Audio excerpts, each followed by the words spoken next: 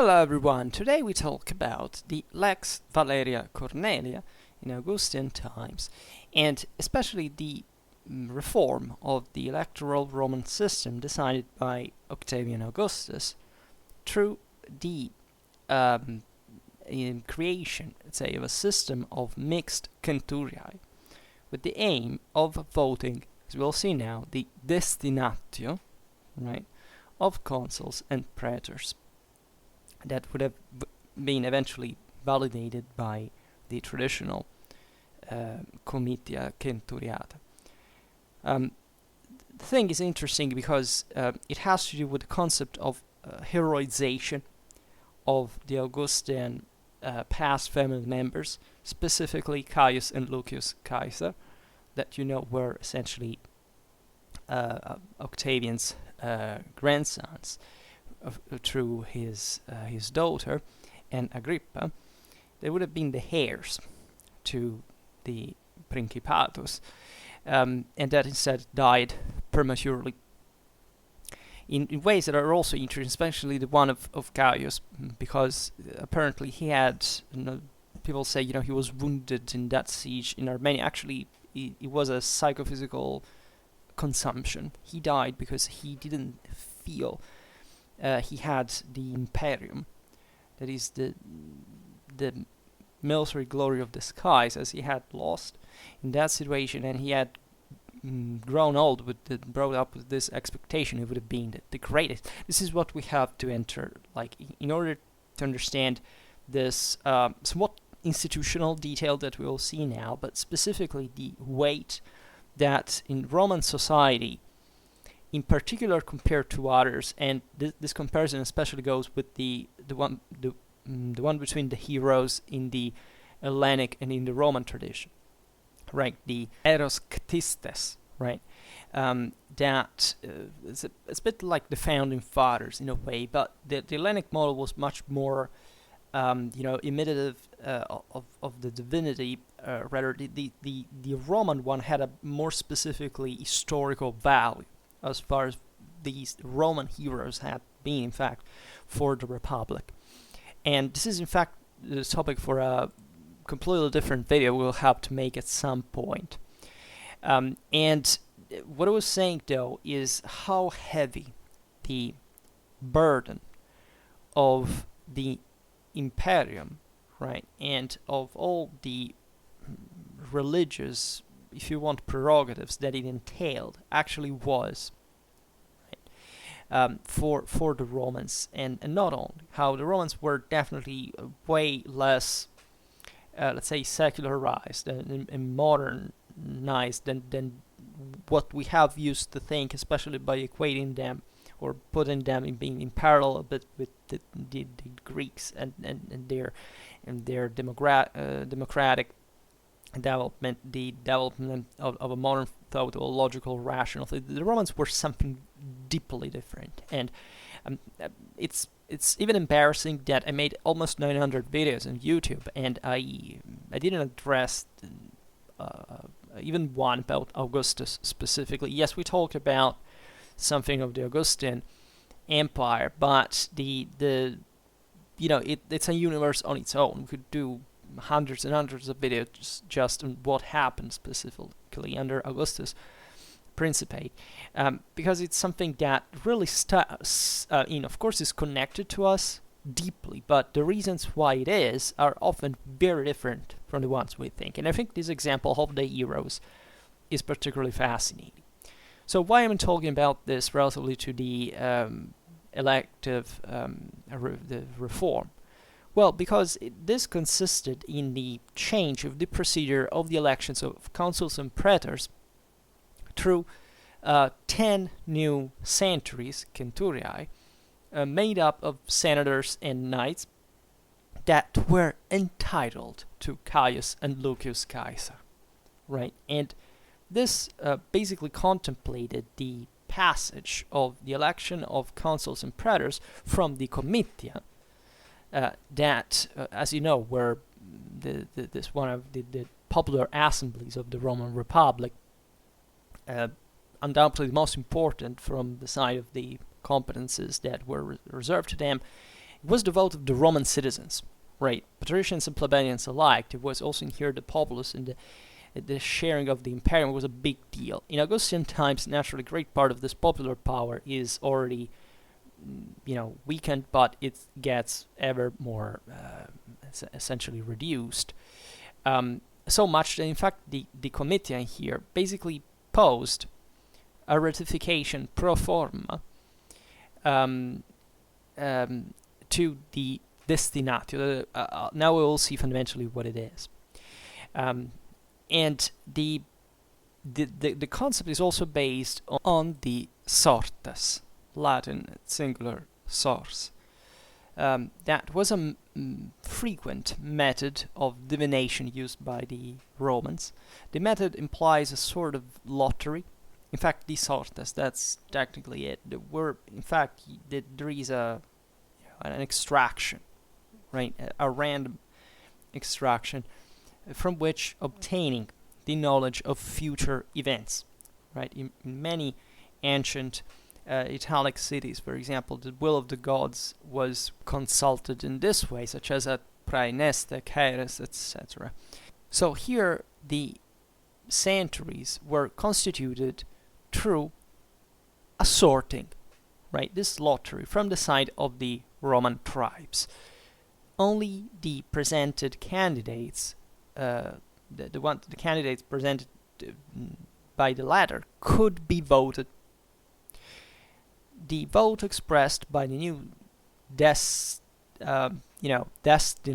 centuries, let's say this way, because they actually chose the thing, was calculated at the end of the calculation of majority, so that this rendered more important their role.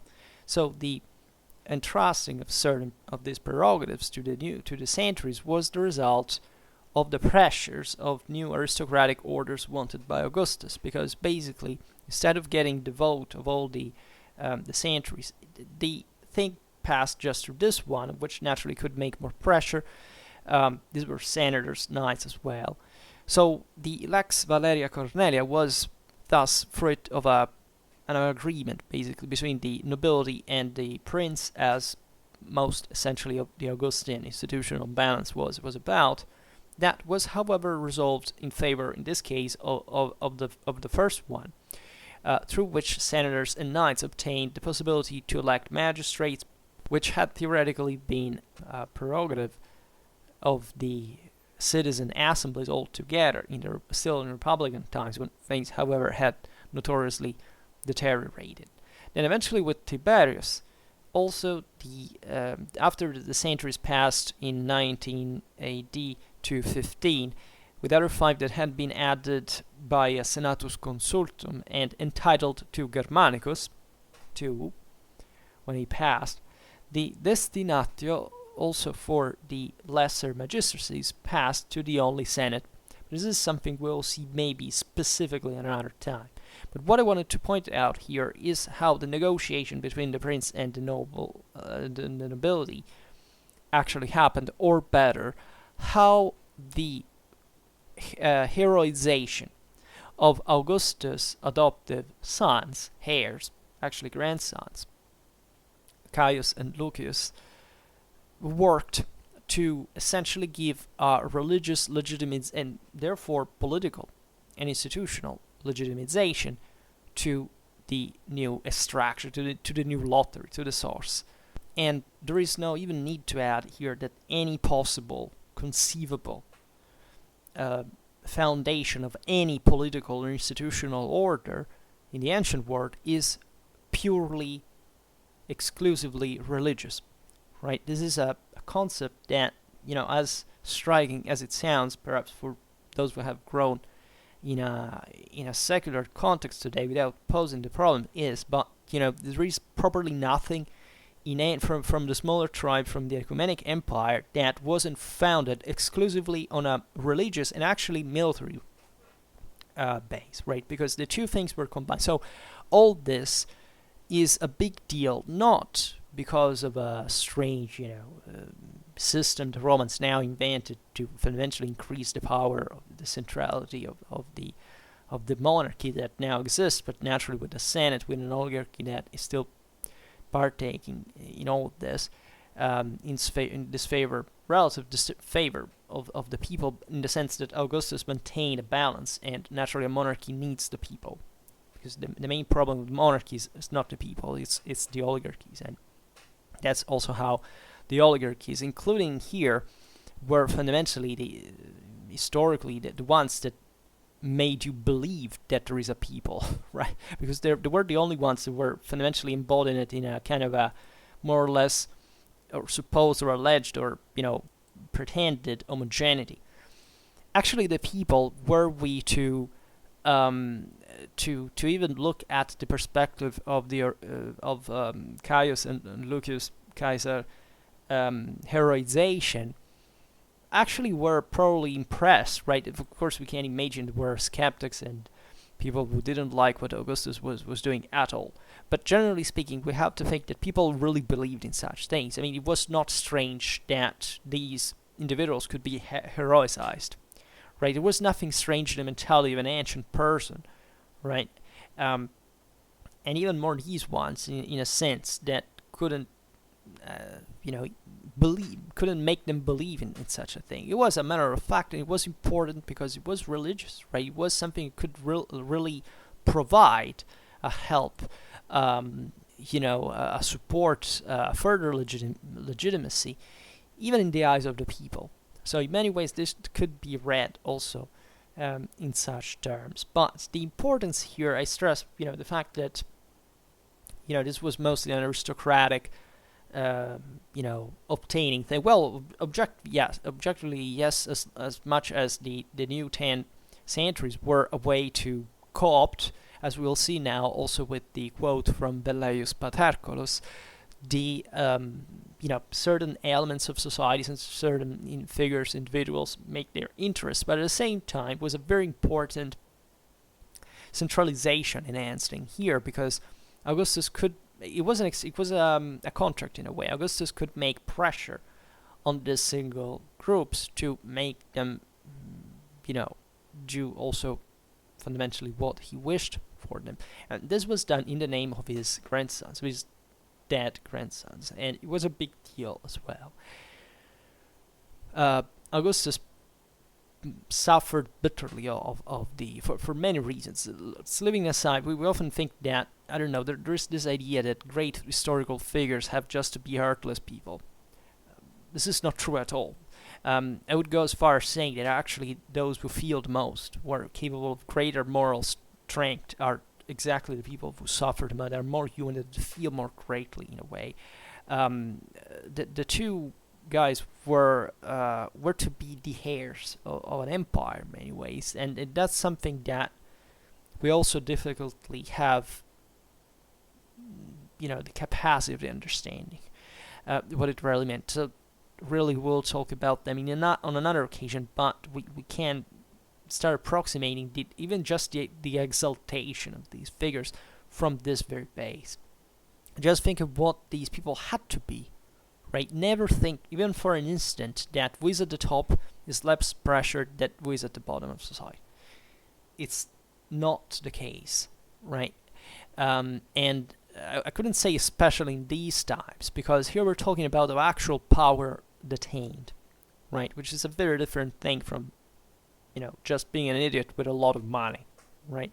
One thing is having won an empire, like Augustus did, as Octavian did, which is something that most successful people today would not have the slightest idea of how to actually achieve. And it's a problem of intelligence, right? It's really a problem of intelligence. But aside from this, we can ask ourselves, we already partially hinted at it, but for which reason Augustus entitled to his filii, right, to his heroicized filii, Caius and Lucius Caesar, the 10 centuries to which was entrusted the Destinatio of the consuls and the praetors, right, for which and in the same way Tiberius also entitles his filius Germanicus in 19 AD, and eventually his son Drusus Minor in 23 AD. The centuries by him added for the same Destinatio. And in what does really the Destinatio consist? Right. So the 10 centuries, as we've seen, 15 in 19 AD, 20 actually also in 23 AD, of senators and knights, let's say destined consuls and praetors. In what does consist then the popular commercial vote? Because initially speaking, that was it. That was the Roman citizens fundamentally voting in the comitia. So there is a passage that answers this from the historian Velleius, a knight that passed as his brother, by the way, in the senatorial order. In fact, in 4 AD he was still praefectus equitum, while we find him senator in 7 AD when he obtained the quaestorship. And it's natural, after all, that this knight passed to the Senate, and proud of the high distinction that invested him, touched him and his brother Magius Celeres, give us also the most important indication, at least the literary one, on the Tiberian, at this point, comitia. So the passage from Velleius is actually from Book 2, 124-4, where he states to have achieved in 14 AD, together with his brother, the praetorship. Now I read it in Latin. So this is after Augustus' death.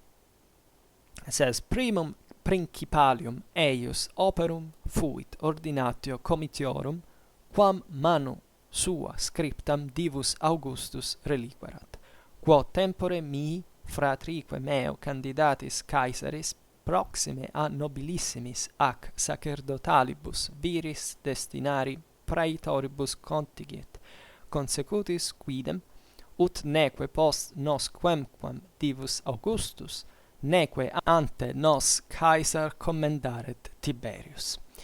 So, on the translation, it would go fundamentally with this, and there is a bit of a debate on the interpretation, because also don't think that classical Latin is just purely translatable in modern terms. It would go a bit like this. So, speaking of Tiberius, his first act of prince was the reordination of the comitia, according to what the Divus Augustus had left written by his own hand in his testament. In that time,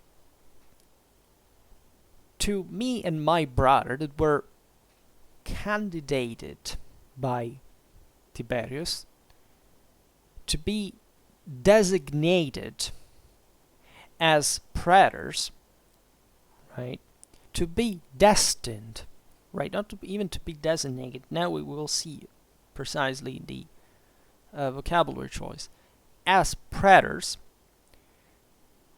Then this proxime a, as we'll see now, it's a bit difficult to, with the following case, to explain, but it would mean together with, actually. That is literally next to the most noble and the most noble characters that were also the ones provided with the sacerdotium, right? So the sacerdotal office, and to obtain thus that nobody would be after us recommended by the Divus Augustus, and nobody before us by Tiberius Caesar. So this passage is beautiful, actually. It's extremely eloquent. It can be interpreted, though, right? Here we can intend that Velleius and his brother were destined as praetors. As we've seen, this proxime a would be de facto together with, right?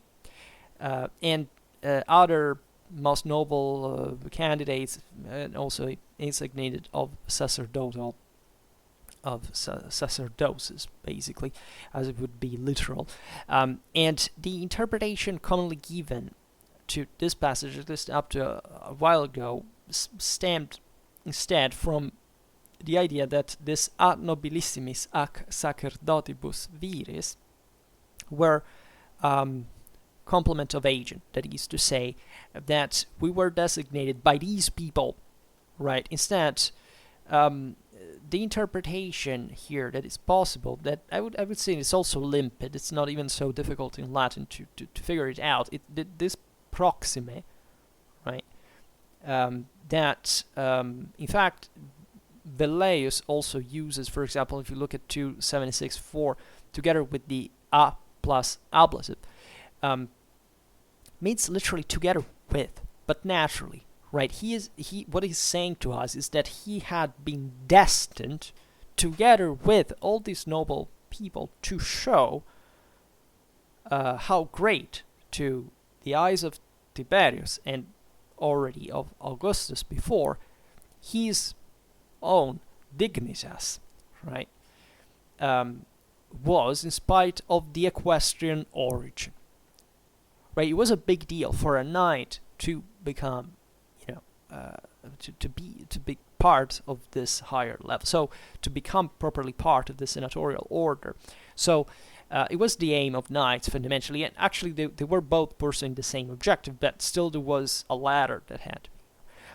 And here in Velleius we can look a bit of that traditional campaign pride that also in literature the ancient noted already for the poet Naevius. It's important in Latin literature, but whatever, because you understand the provincials here, what Rome had become, generally speaking, but already since a long time, but there was still this capacity of absorbing, or coopting. This is nothing but a cooptation, as you understand. So also individuals that were not, and this is naturally a fruit of the broader process of, let's say, of appointing that the sovereign also mediates through also the nobility that co-opts also in his stead, at least with its own prerogative. So as we see, Velleius, this is the single most important aspect perhaps of the phrase, is that he doesn't feel to precise, doesn't feel the need to precise that he has been elected praetor. Right, the meaning of the phrase is very clear in itself. He skips that. It doesn't say, I've been elected. These guys voted me, the citizens, pointed me to that. No. For him, it's enough to say that he is being destined. Right? Destinari. That's it. That is something, by the way, way more definitive, de facto, than being elected. This is the incredible part of the story, is that it's not even to be contexted. This is like a shortcut. You skipped an important part of the process. This is a higher prerogative, even in a way, even if the point of arrival is the same, but the mean through which this happened is way more definitive, right? So much that because otherwise in Latin, what he would have added the specification of with another verb. He would have said creare, for example. I've been created. Someone made me. No, I've been destined. There is a destiny in this whole thing. There's a religious deal that goes beyond the mere. It's more unitary. Say it passes through a broader channel, a more powerful one.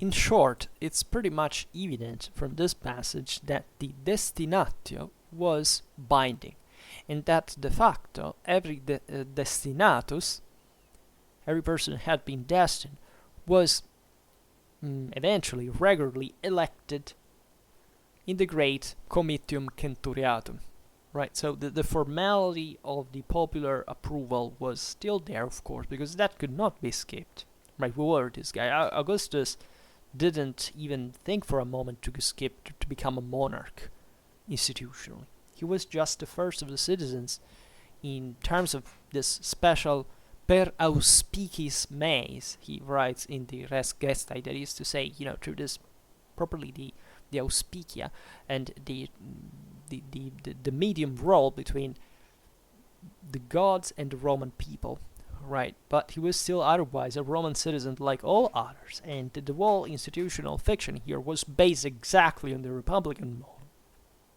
right? And also in here they couldn't be. Nobody could be elected of those who had not been designated by the 10, eventually, as we've seen, 15 and 20 centuriae. That is to say, in turn, the Destinatio that we find also in the Tabula Ebellana, there is a proof of this process, how it actually happened, by the 15 centuriae at the time. How did it happen? Well, it was a table, right? That brought the name of 12 praetors, 2 consuls, that were eventually, by a purely formal act, confirmed in the Greater Comitium Centuriatum, right? So basically, these guys chose whatever these guys chose. These people became the actual magistrates.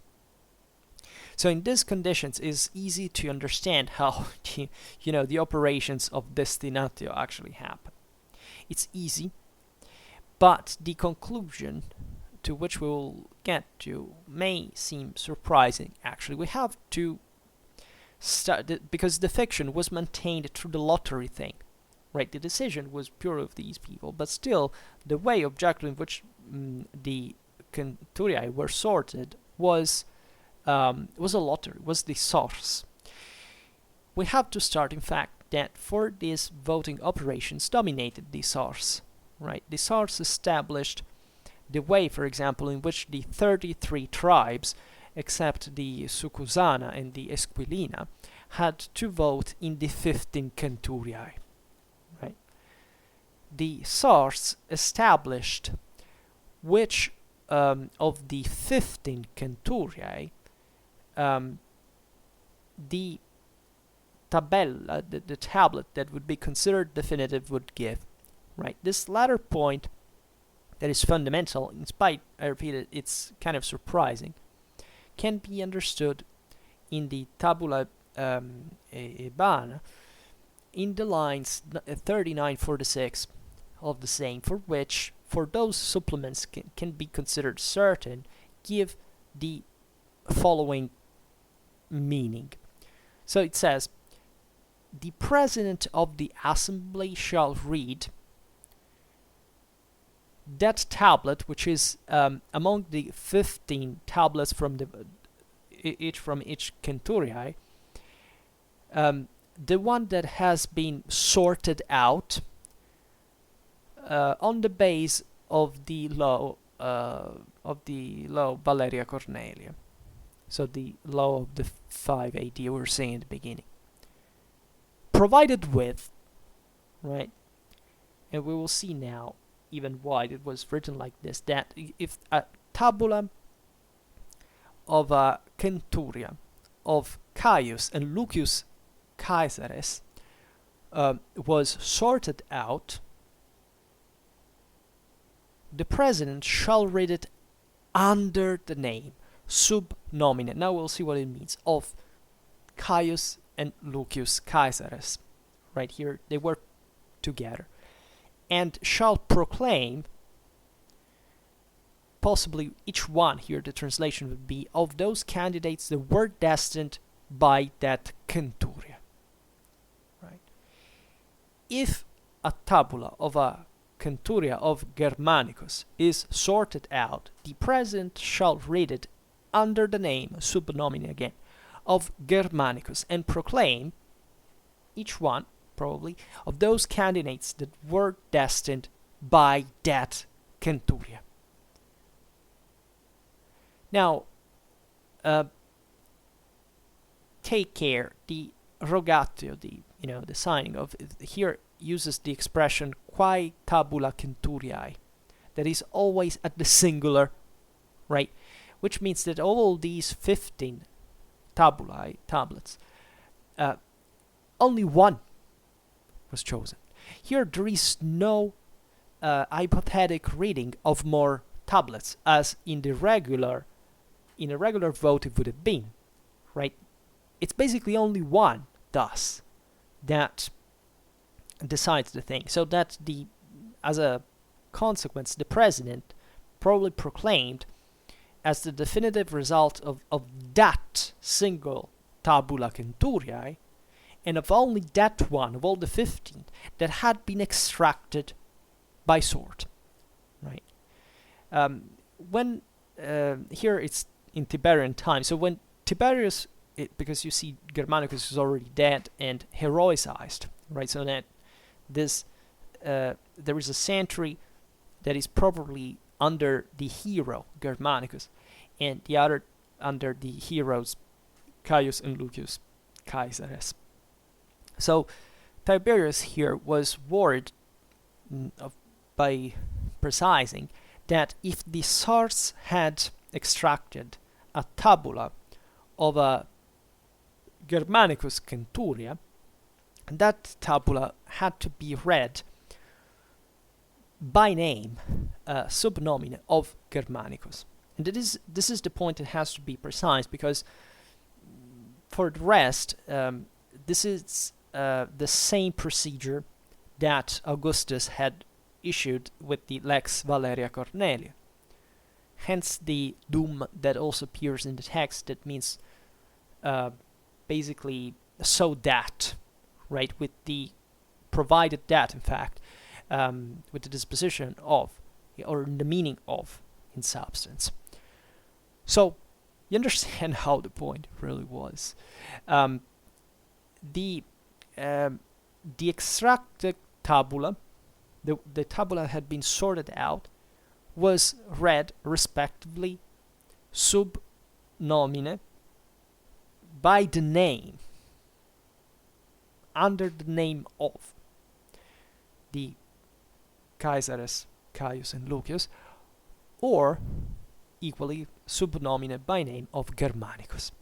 So what is the deal here with the heroes? Is that the response is definitive, because it is the response of heroes that cannot be in any case contradicted, right?